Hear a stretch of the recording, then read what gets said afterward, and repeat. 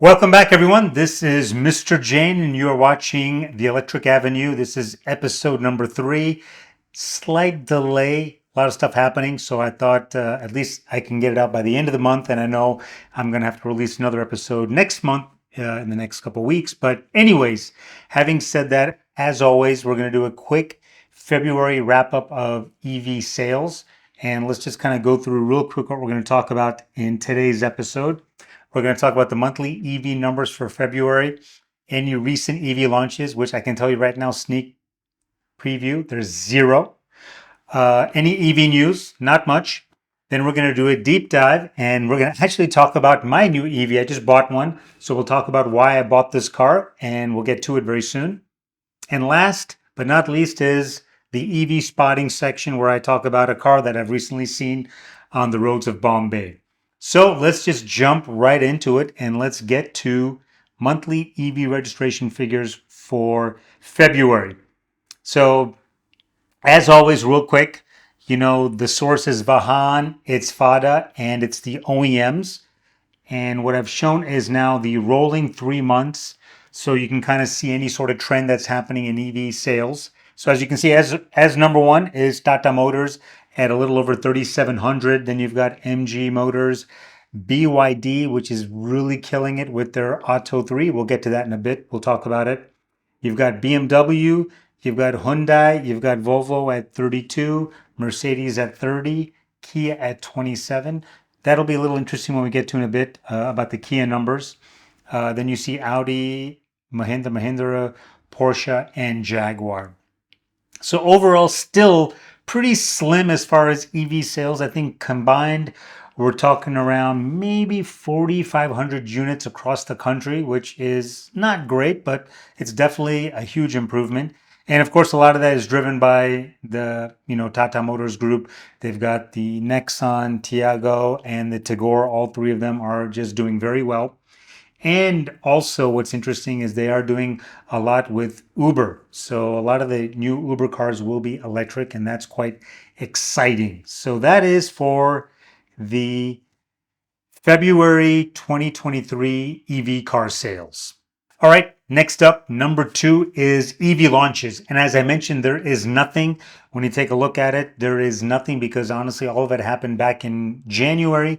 So there are really no new launches happening in February for the EV space in India. There have been quite a few externally, but as I mentioned, I only want to really talk about what's available and what's coming in India. So that's EV launches, absolutely nothing.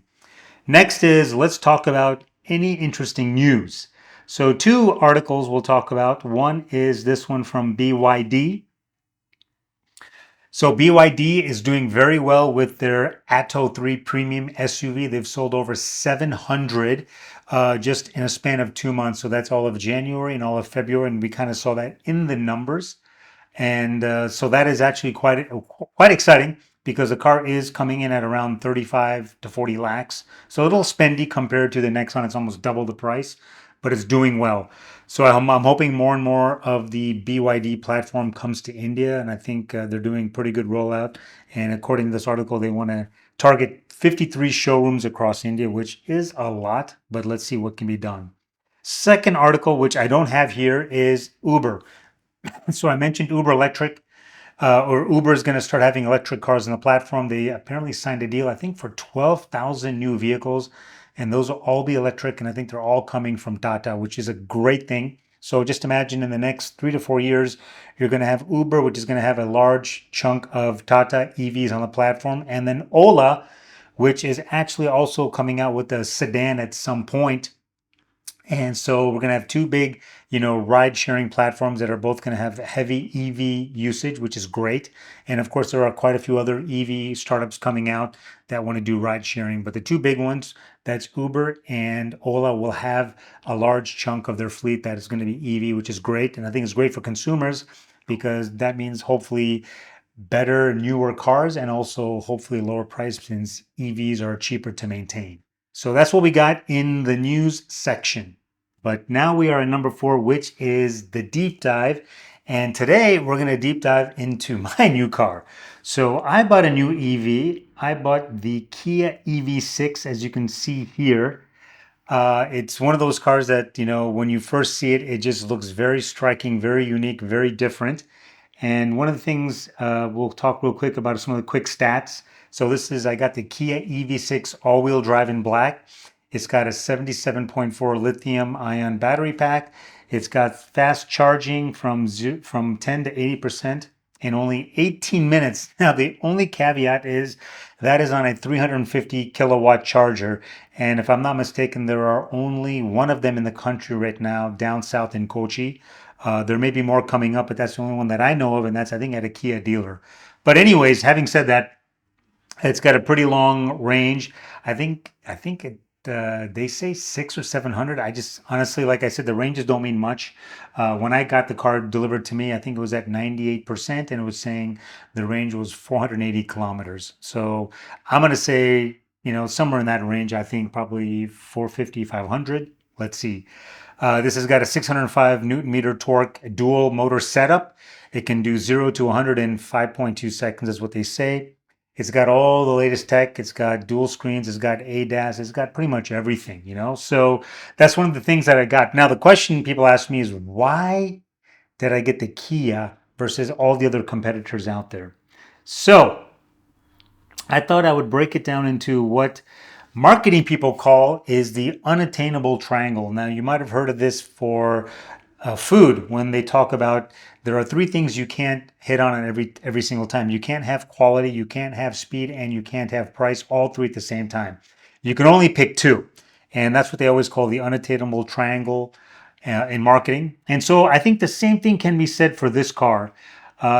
Price, design, and tech, you can't get all three. You have to kind of give up on some. So I kind of gave up on the price. I think the pricing, when you compare this to what else is out there, when you compare it to the Nexon, I mean, it's just crazy, crazy spendy, I know. But I figure, you know what? I just love cars, and I really wanted to get, an EV that is just amazing. So that's kind of where the EV6 kind of fits.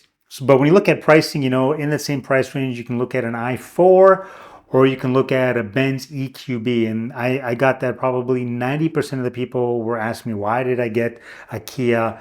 Why didn't I get a BMW or a Benz? And it really came down to this triangle. I really wanted something that had a great design and had some amazing tech. Now, if you look at the Benz EQB, it looks like any other Benz. You can't even tell. And they keep on selling it like it's a 7-seater. And I just can't understand. Like, I'm really not interested in trying to carry 7, 8, 10 people. It's just going to be me and a couple people max. So the EQB wasn't even, in my idea of potentially buying. The BMW i4 was kind of in that range, but the thing is that is built on the typical 3 Series, 4 Series platform, and then they've loaded it down with the battery pack, so it's actually got a very painful low ground clearance, so you're going to hit every single speed breaker in Bombay. But anyways, I didn't even want to look at the BMW because I'm just, like I said, I wasn't looking after a brand. I wasn't chasing a name. I really wanted what it came down to: design and tech. So when you look at the design of the EV6, it just looks very, very polarizing, very shocking, very different looking. And I've taken this car out a couple times to get it charged at a public charger because my charging point is getting installed in the next couple weeks. And when I've taken it out, people have kind of said, "Oh my God, that car looks amazing," And that's one of the reasons why I really wanted to get this car, was because it just looks so, so different. And then on the technology side, that's really where it shines, because it's got, of course, as I mentioned, the 800-volt architecture.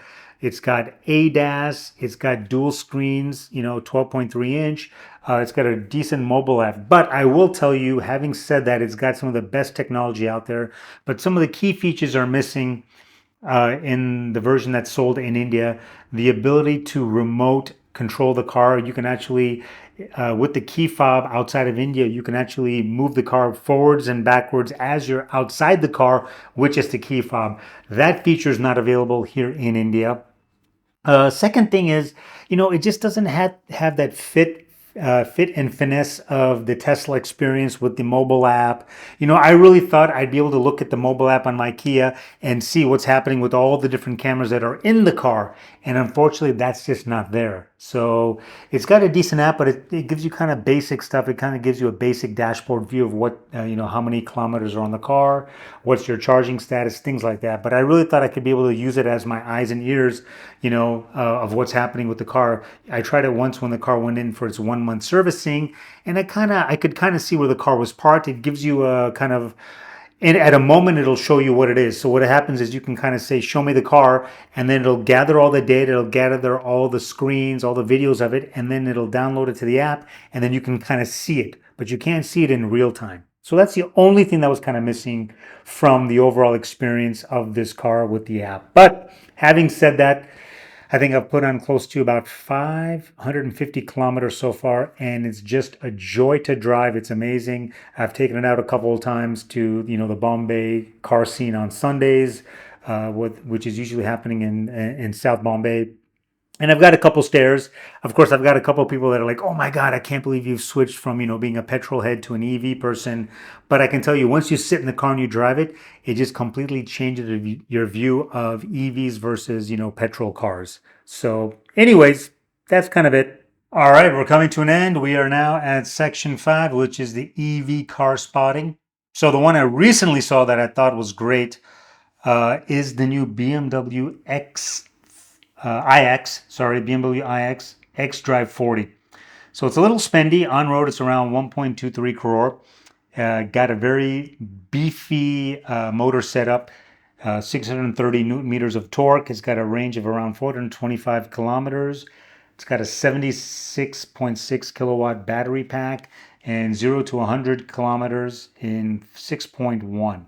But overall, it looks quite nice. When you see it on the road, it's got a great presence. The grille is really nice from the front. I've got a shot of that, but I just haven't put it in here. But it's newer one, and I've seen quite a few of these now. I think in the last 1 to 2 months, I've seen probably 8 or 9 of them on the streets of Bombay, and I think they're getting more and more popular. But that is the latest car spotting that I've seen for EVs in Bombay.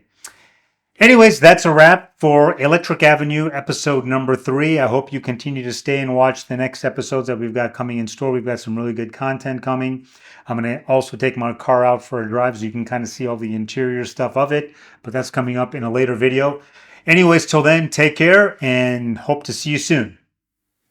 Oh no, we're gonna rock down to Electric Avenue, and then